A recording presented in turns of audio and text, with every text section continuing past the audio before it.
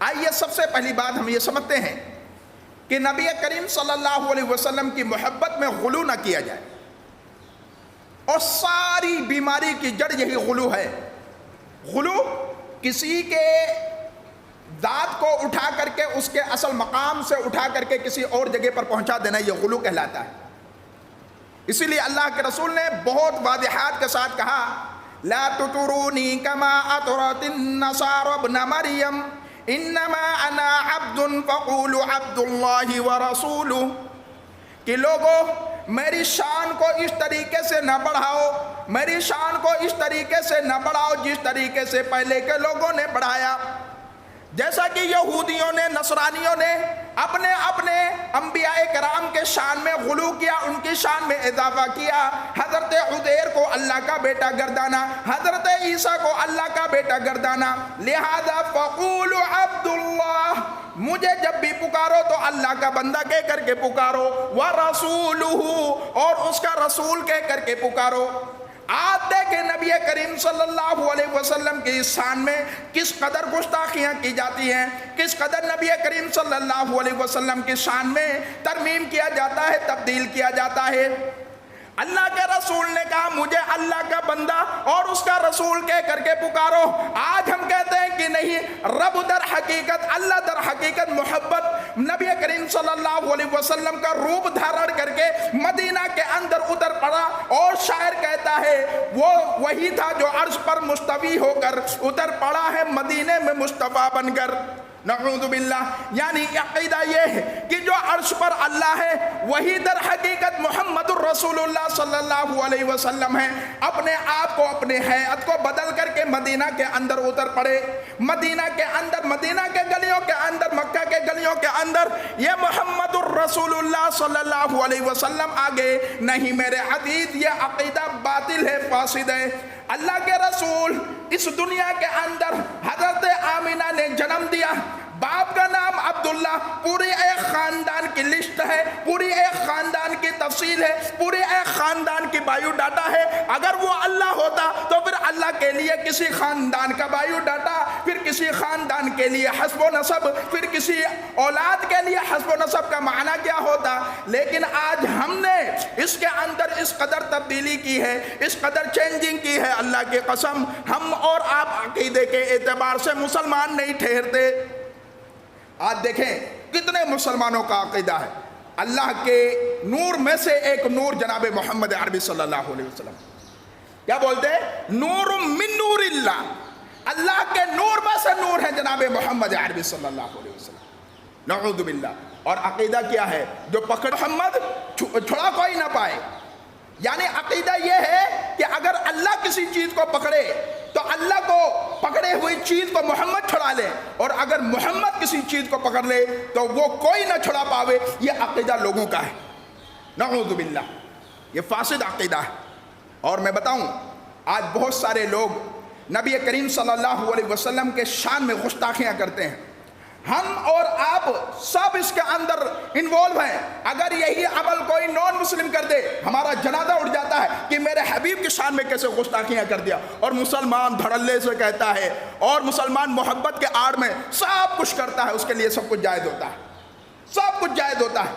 اور میں بتاؤں یہ عقیدہ یاد کر لیجئے، آج ہم لوگ سب کو مشکل کشا بنائے ہوئے ہیں، حاجت روا بنائے ہوئے ہیں۔ طبرانی کی روایت ہے، صحابی اللہ کے رسول صلی اللہ علیہ وسلم سے گفتگو کر رہا ہے، گفتگو کرتے ہوئے ایک جملہ کہتا ہے ما شاء اللہ وشئت، کہ اے اللہ کے رسول جو آپ چاہیں، جو آپ کا رب چاہے وہ کام ہو جائے گا، وہ بگڑیاں بن جائیں گی۔ جملے کے اوپر غور کریں، ما شاء اللہ وشئت، اے اللہ کے رسول جو آپ چاہیں گے، جو آپ کا رب چاہے گا تو کام ہو جائے گا، بگڑیاں بن جائیں گی، کہانیاں بن جائیں گی۔ اللہ کے رسول اتنا سخت برہم ہوئے، اتنا غصہ ہوئے اس صحابی کے اوپر، اتنا غصہ ہوئے اور کہنے لگے جعلتنی للہ ندا، اے صحابی تو نے مجھے اللہ کے مقام پر کھڑا کر دیا۔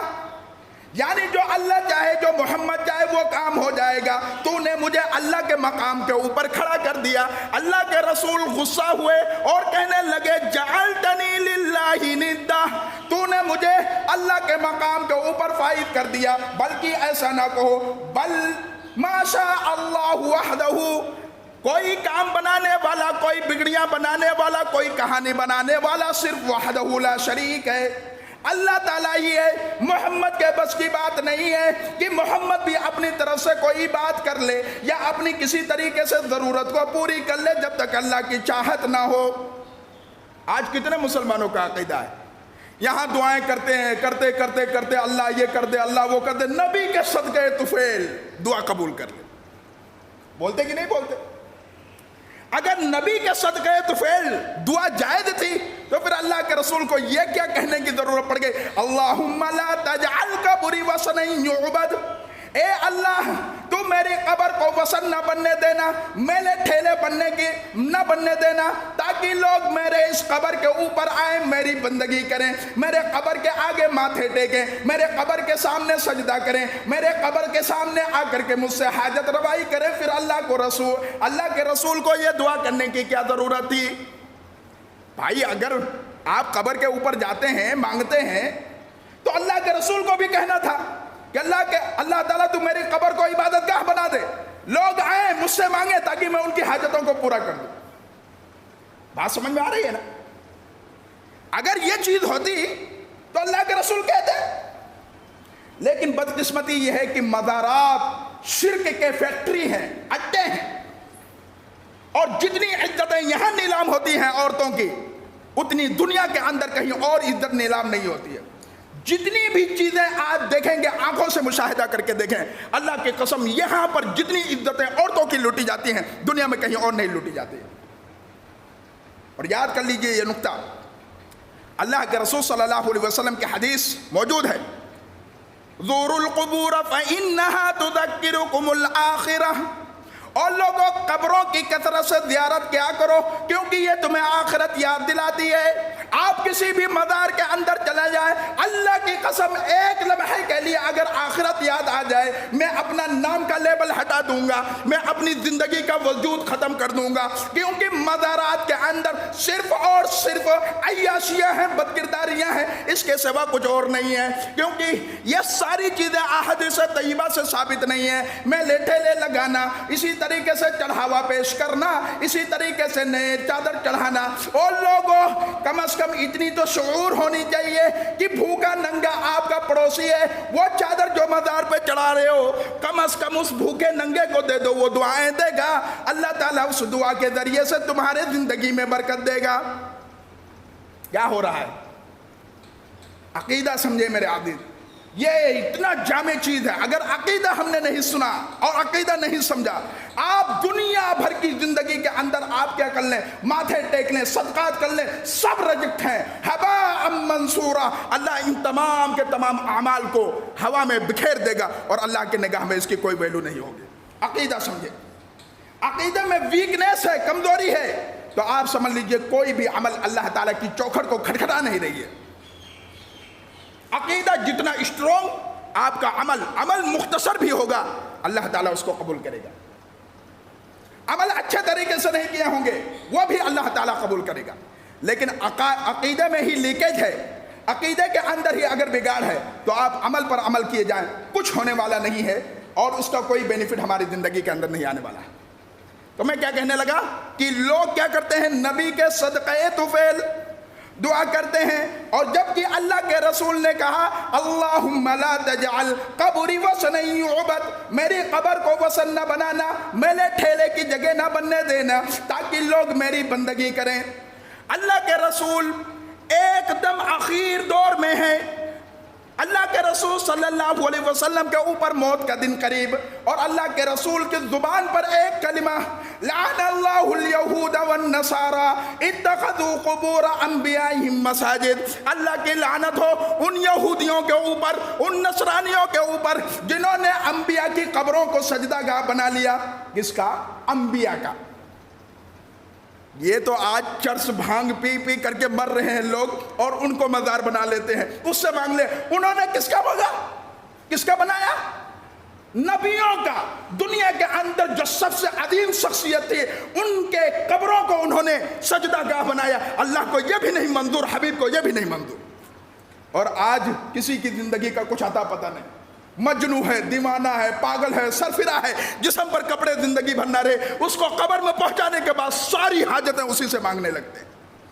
یہ ہمارا عقیدہ. لہذا میرے عزیز عقیدے کو سمجھیں. یہ عقیدہ بہت امپورٹنٹ ہے. یہ عقیدہ اتنا ضروری ہے کہ ہماری زندگی اس کے بغیر ادھورا ہے. جس طریقے سے ہماری زندگی کے اندر, ہمارے باڈی کے اندر جب روح آتی ہے تو ہمیں زندگی ملتی ہے, اور جب روح نکال دی جاتی ہے تو ہمارے اوپر موت آ جاتی ہے. یہ روح جو ہے نا, روح, یہ ہماری زندگی کے لیے عقیدے کا کام کرتی ہے. تو اللہ کے رسول نے کہیں بھی یہ تعلیم نہیں دی ہے کہ میرے صدقے. اور بہت سارے لوگوں کا عقیدہ تو یہ ہے کہ یہ دنیا ہی بنی ہے نبی کے صدقے طفیل, من گھڑت باتیں. اور یہ انسان اتنا ظالم ہے, یہ پوچھنے کے لیے تیار نہیں, مفتی صاحب بات کہاں سے ہے, یہ کہیں کہاں سے جا رہی ہے, کون سی حدیث ہے, کس جگہ لکھی ہوئی ہے. ایک انسان کپڑا لینے جاتا ہے, ایک انسان بیلٹ لینے جاتا ہے, جوتا چپل لینے جاتا ہے, وہ پوچھتا ہے پیور ہے لیدر کی نہیں ہے, وہ پوچھتا ہے کہ یہ کپڑا جو ہے اس کی کوالٹی اچھی ہے کہ نہیں, پیور کاٹن ہے کہ نہیں, ساری چیزوں کی چھان پھٹک کرتا ہے. لیکن بدقسمتی یہ مسلمانوں کی, دین کے معاملے میں جو بھی جہاں سے آ رہا ہے سب ایکسیپٹڈ, سب قبول. کیوں بھائی؟ دین کسی کے بات کی جاگیر ہے کہ جو آ رہا ہے سب چلنے دو, دھواں دھار بلے بازی ہو رہی ہے. اور ایسا لگ رہا ہے دنیا کے اندر کیا ہو رہا ہے, شرک جتنا کرو کمپٹیشن ہے, کمپٹیشن لگا ہوا. تو رسول کی محبت یہ ہے کہ رسول کی شان کو ویسا رکھا جائے جیسا شان اللہ تعالیٰ نے بیان کیا, جیسا شان اللہ کے رسول نے اپنی ذات کے بارے میں بیان کیا. اس سے نہ زیادہ نہ اس سے کم, زیادہ کرنے والا مجرم, کم کرنے والا بھی مجرم. تو یہ بھی اہم نقطہ ہمارے ذہن کے اندر ہونا چاہیے. اور میں نے کہا کہ حبیب بھی محتاج ہے, اللہ کے رسول بھی محتاج ہے. اور میں نے حدیث کوٹ کی کہ اس صحابی کو اللہ کے رسول نے ڈانٹ ڈپٹ لگائی کہ بھائی میرے چاہنے سے کچھ نہیں ہوگا, رب کے چاہنے سے ہوگا. اگر میرے چاہنے سے ہوتا تو حضرت فاطمہ الزہرا کو کیا کہا تھا, یاد ہے کسی کو وہ بات؟ اے فاطمہ بنت محمد, اس دنیا کے اندر جو تو مانگے گی سب کچھ میں دے دوں گا. پاسبل ہے کہیں سے بھی لا کر کے تجھے وہ پرووائڈ کروں, تجھے وہ مہیا کروں, لیکن قیامت کا منظر اتنا دردناک, اتنا خوفناک کہ اگر تم وہاں مجھ سے مدد مانگے گی تو میں مدد نہیں کر سکوں گا, میں تیرا کسی طریقے سے ہیلپ نہیں کر سکوں گا. وہ فاطمہ لخت جگر, محمد کا ٹکڑا, جناب محمد عربی صلی اللہ علیہ وسلم اپنے بیٹی کو نہ دیکھیں تو دل تڑپ اٹھے. لیکن معاملہ یہ ہے کہ آخرت میں حبیب بھی اپنی بیٹی کو نہیں یاد کر پائیں گے. اور ہم اور آپ کس بات کی ڈنکا پیٹ رہے ہیں کہ ہم فلانے پیر کے دامن سے چمٹ جائیں گے اور وہ ہمارا بیڑا پار لگا دیں گے. ارے بھائی, اس کے ذات کے بارے میں کوئی گارنٹی ہے کہ وہ ولی ہے؟ سوال تو یہ ہے ولی ہونے کے لیے کیا کیا چیزیں ہیں, کیا کیا شرائط ہیں, اس کا عقیدہ کیسا تھا, اس کا معاملہ کیسا تھا, اس کی زندگی کیسے تھی. یہ ساری چیزوں کی تفصیل آپ کے پاس ہے نہیں ہے. لوگ کرتے آ رہے ہیں, ہم بھی کر رہے ہیں. لہذا یہ بھی اپنے ذہن سے نکال دیں, اللہ تعالیٰ سے مانگیں. حاجت روائی, مشکل کشائی, ساری چیزیں اسی سے ہیں, اور وہی دینے والا ہے, وہی عطا کرنے والا ہے. اور وہی اللہ کے رسول صلی اللہ علیہ وسلم نے اسی ذات سے مانگا, اسی سے جب بھی مانگا اسی سے مانگا, کسی اور سے نہیں مانگا. تو یہ بھی نقطہ